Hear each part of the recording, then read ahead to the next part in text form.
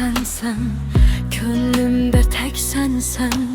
Duyğum ruhumla gecələr, səhərlər sızlar, səbəb sənsən. Kaş ki əllərim sənə hər an uzanan zaman olaydı.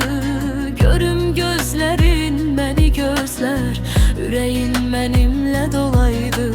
Kaş ki gözlərim səni hər an axtaran zaman olaydı.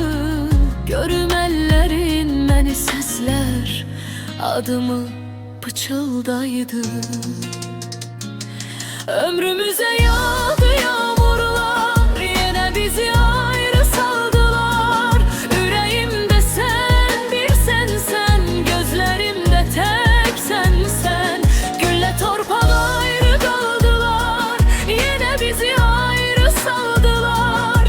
Ürəyimdə sən bir sənsən, gözlərimdə tək sənsən.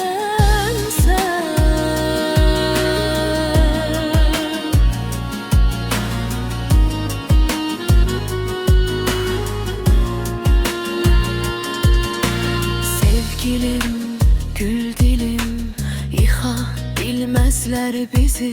Qoy aləm bilsin, qoy yansınlar.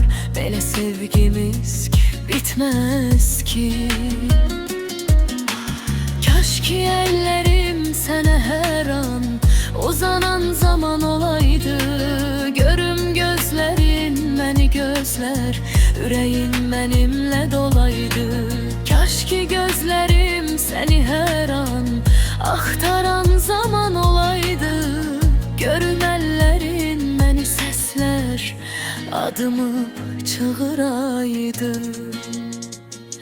Ömrümüzə